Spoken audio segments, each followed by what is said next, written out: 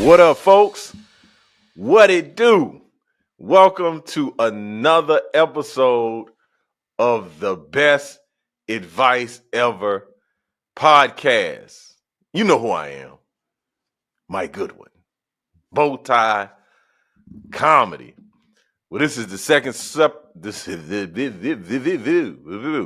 I'm not gonna take that out. This is the second episode of the second season. And I want to say thank you so much for hanging on, meeting me for the first time. If this is your first time listening, welcome, welcome, welcome. Well, I just got back off the road. I was in Deerfield, Illinois. Interesting thing about Illinois is I like to put the S on Illinois. And I don't think I'm the only person that does that. I like to say Illinois, but it's Illinois, right? I think that's the correct pronunciation. But being that I'm from the South with an F, sometimes we have creative interpretations of words, and Illinois is one of those words. However, I was at Trinity International University doing an alumni event. Went fantastically well. Must share this with you. The last few months especially has been very difficult for me personally. That's who me is, right? And I would like to share with you, and this is going to take a little bit of a turn, so kind of brace yourself, that I've lost my father, and we will have his services this week. And I wanted to share that information with you because I think it's important for you to know. I think everyone in life is dealing with challenges and obstacles and difficulties and just life's circumstances in general. However, we still got to show up, right? You still have to commit to the things that you have committed to. You have to cash in on the promises that you've made to others. And I'm very much in the grieving process, and I'm sad, and I'm all the things. As a matter of fact, I just was listening to the Smokey Robinson song, Tears of a Clown. I've never really paid attention to the words of the song, but it was pretty profound. And he's basically saying that don't confuse my gladness or the happy look on my face for an unrealistic expectation that I'm not hurting. And I think he's singing this song to someone who he's no longer in a relationship with. But he's like, hey, out here in the public, I look great and I'm putting on a happy face, but inside I'm hurt. I'm struggling. And it's the tears of a clown. However, I don't see myself as a clown. I know I do stand-up comedy. And clown is a very derogatory meaning for me if you're saying, oh, you're being a clown. But if I'm being a clown in the sense of what a clown provides is entertainment, laughter, and joy, yes, I guess I'm a clown. But in terms of a clown is someone to not regard, someone that is not to be taken seriously, someone that's trivial.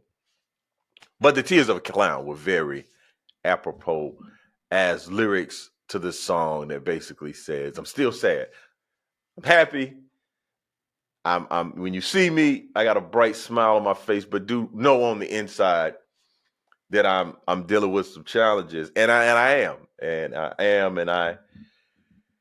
and that's life, and that's okay. It's okay to be sad.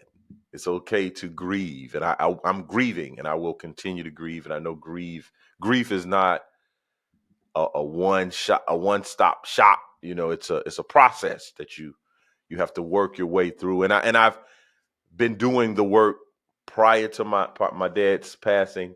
This is not a surprise or shock to me and my family, but it's still hard.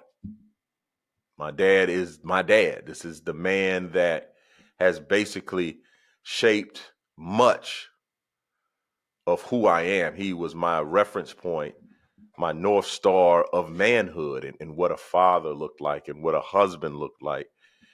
And I learned so many powerful and positive lessons from my father.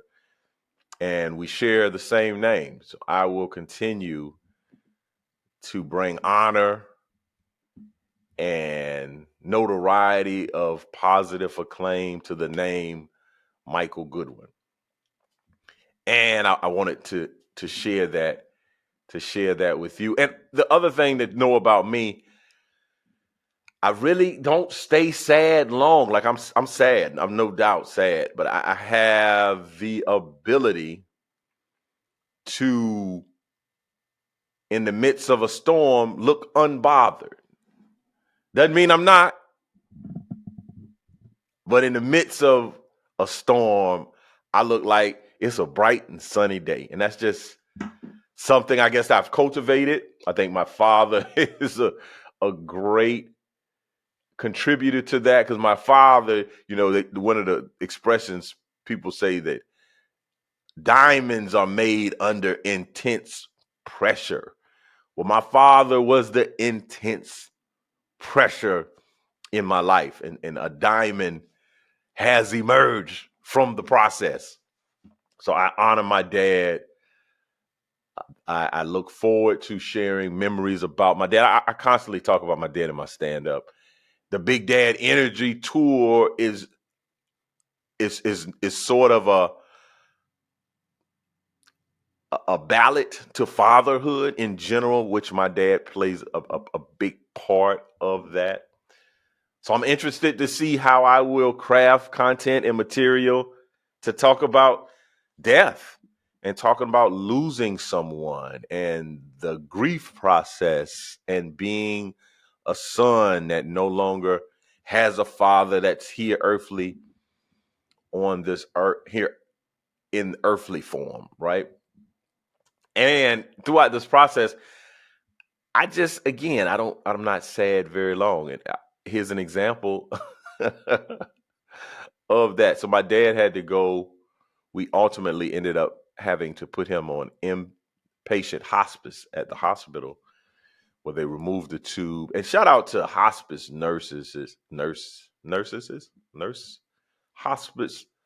nurses. They are some of the most kind-hearted, compassionate, sympathetic. Anyone who even works in that hospice field. I had such a great experience working with the professionals that I worked with, whether it's at the hospital, whether it was at I guess the government, and not government, because there's a social worker that works for the hospital, and even the funeral director has been tremendous, and it's been a great experience in spite of tragedy. One of the things that was interesting, I was having a discussion with my two siblings. I have a sister and a brother. I'm the oldest, and we were talking about our options, whether or not we would take him to a place for him to be there in hospice, or come into one of our homes, or to be inpatient at the hospital. And during one of the conversations, my sister said, "Well, we have to figure out if one of these facilities has a bed available. That is something that we will need to find out." And me, being who I am, was basically like, yeah, I think a bed will be available if we need a bed. It's the demographic that we're talking about. There's high turnover in that group that we're hospice group. There's not I think there'll be some occupancy. There's some openings. I'm just give it a couple of hours. I think something will open up. Now you may be listening to this and you may be moaning like, "Oh, Mike, really, seriously?" But yeah, that's how my mind works. I just my mind automatically goes to the place that's like, let's look at this another way. Yeah, there may not be any beds available today, but tomorrow I'm certain that there may be. A bed, possibly. I mean, it's not far fetched to believe this. The other thing that tickled me, so my dad was in inpatient hospice in the same room. So we had him transferred. He was transferred from Kershaw County, which is where he was living, to Columbia, where I live, MUSC downtown campus. And he ultimately ended up staying in the same room that he was admitted into. It was on the 5th floor, and I guess the 5th and 6th floor are for folks that have some long-term illnesses, maybe even inpatient hospice occupancy.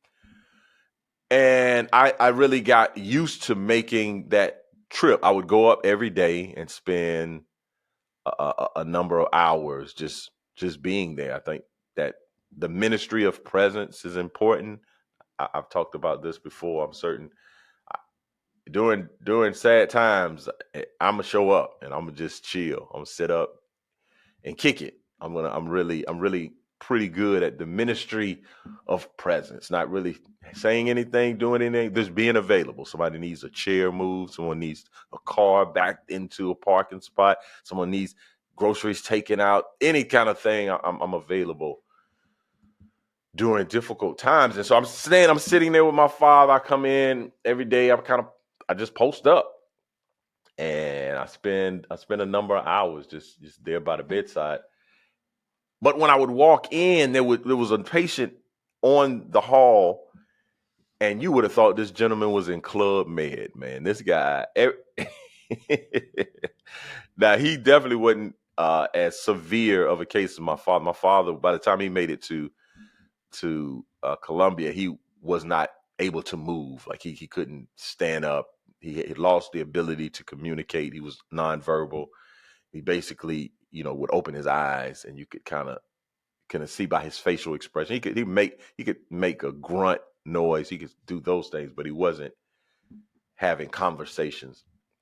But this dude at the end of the hall, man, he was playing music on the television because there's limited channels in the hospital. The hospital's cable subscription, let's say that. And this guy would have the mute. Man, I would walk by and he'd be playing like the 80s. Michael Jackson music would be he's singing along with it. Like he's legit like, hey man, I'm on vacation. I would come. Sometimes he would be on his walker going through the hall. I mean, he just was the life of the party in a place that life was leaving the party. See, I'm sorry. So that was very interesting. So there were a number of bright spots, even though this has been a very challenging and difficult time. One of the coolest things I appreciated was the day that we received the call that my father had transitioned. We came to the hospital, and as we were leaving from his room for the final time, the nurses were kind of giving us the hands and the hearts and sorry for your loss. It was, you kind of just walked out to this very respectful and sympathetic honoring of a life, and it was so that everyone stopped what they're doing. No one was on their computer or on the phone, and they just acknowledged that my dad had transitioned, and they care and they appreciate, and they felt a tremendous amount of condolence to our family. And that was a very encouraging moment in that very, very difficult time. So thank you for your prayers. Thank you for your comments, for your gifts, anything that you've done to communicate condolence to me and my family. I am so appreciative, and I will continue to carry the name Michael Goodwin with pride and dignity. And you will continue to hear stories about my father and the things that I've learned from him from my time here on earth. Speaking of fathers, shout out to Deion Sanders, the Church of Prime. I'm not spoken about the Church of Prime in quite a while. By the time we restarted the podcast, the college football season had started, and Colorado started off in blazing fashion. I think they went 3-0 out of the gate. Big win against TCU, shocked the world. We had Shedeur Sanders in Heisman Trophy conversations.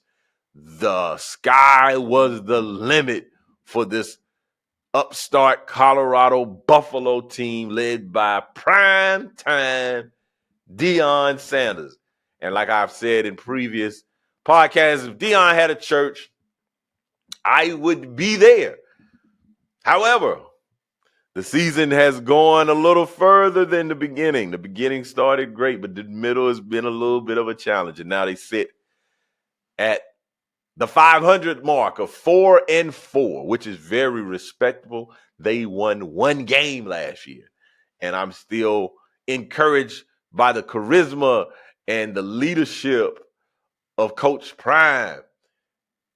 Matter of fact, they just lost a game to UCLA in which I believe Shedeur Sanders was sacked 7 times in the rushing game. I think they ended up with about 25 yards rushing. So you're not going to be very competitive when your offensive line is not showing up. I'm a South Carolina Gamecock fan. Our offensive line is on sabbatical this year, which is why we sit at 2-5, I believe. I've kind of stopped keeping notes, but 2-5. And then also my honorary team that I celebrate and pull for, the Oklahoma Sooners, received their first loss this weekend to Kansas.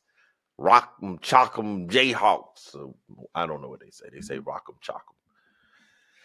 And I was really going to be advertised. And, I'm thinking Oklahoma can go undefeated this season. And I spoke to the team. And I'm saying I think a big part of their success is predicated on the fact that they had me in there. Come speak to those young men and encourage them for the upcoming season. They're still 7-1. So I think my work has been very beneficial, and they lost on a last-second Hail Mary type thing. So Oklahoma's still rolling. Boomer Sooners. Now, I know there may be some Texas folks and some other folks that aren't fans of OU. I'm just sharing my experience and why I have a connection with the team.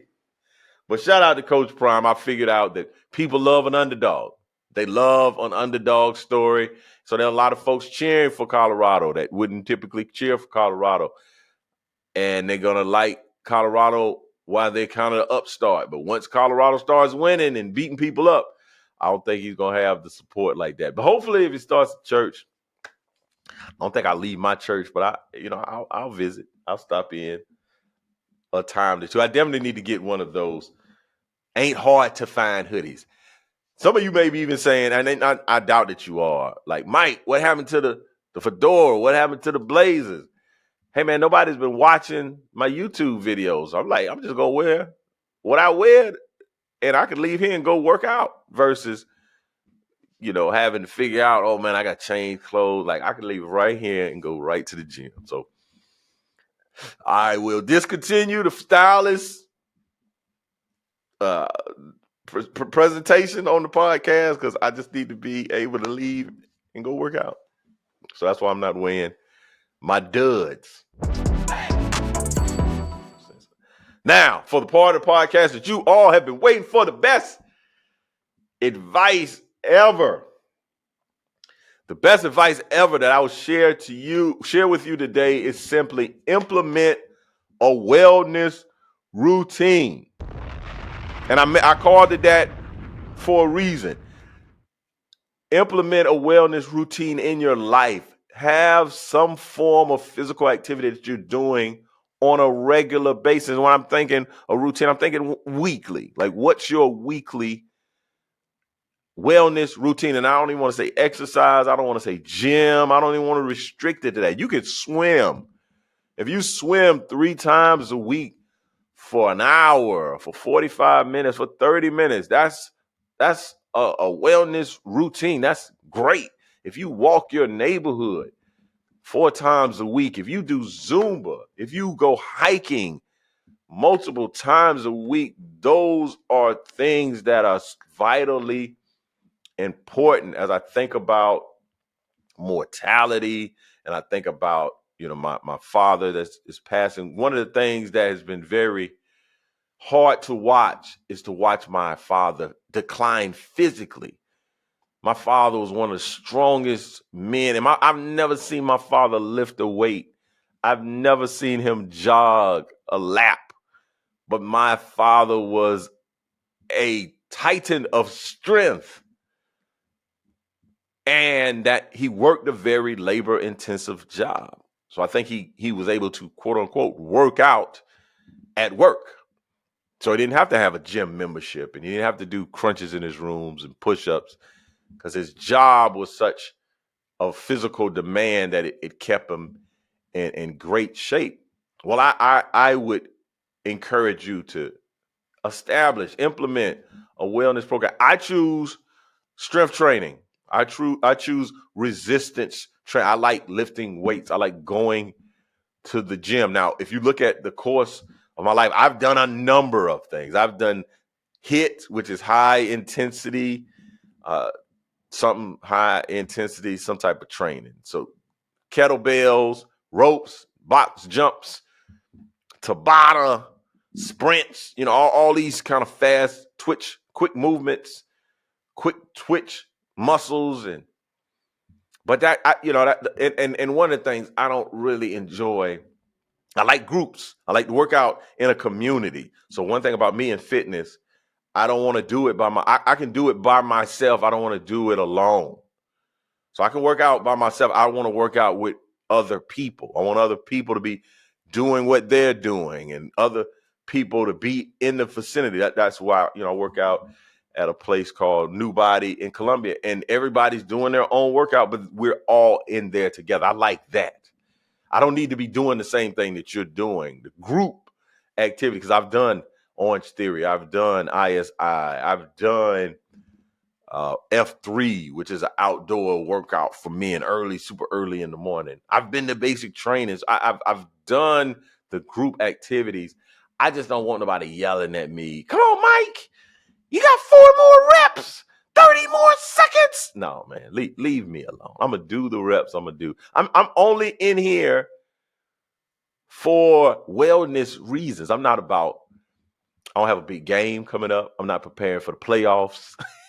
I'm training for life. I'm training for when my flight lands at 8:05 and the other flight boards at 8:10, and I'm at terminal B and I need to get to terminal F. That's what I train for. I train to not miss my flights. I train to be able to go outside with my son and show him some things on the basketball court. I train to not get blowed out in the bedroom. I should have told you to cover your children's ears for that. I train for like normal day life. I train to look nice. I want my jackets to fit. I don't want my jackets to not fit. That's why I train. So, and I think personally, strength training is one of the ways that you can slow down the aging process. You slow it down because you create muscle mass. Muscle mass over time, it decreases with age. So you can increase muscle mass. It's just having muscle can fight off things in your body like injuries and disease. Being more fit, your body's more of a well-tuned machine. You can take some blows from life, from stress, and still navigate through it. It increases bone density. Bones, they get a little brittle, and over time they're not, if you're not moving them and exercising and utilizing them, they're not going to increase in density. And one of the biggest things that as you age, your mobility, your balance, and working out, lifting weights helps with your balance And it helps with weight control if you're not just working out, but you're also being mindful of your diet. So because we all see the person that is big in muscle and big in belly. Like we know those people. I don't want to be that person. I don't want to be big in stature and big in the belly fat. I don't want to be in my second trimester at the gym. So it burns more calories when you have muscle. Muscle burns more calories, but they also,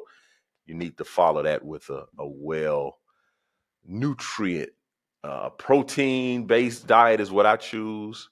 I do a lot of vegetables, protein, try to cut out sugary drinks and cakes and cookies.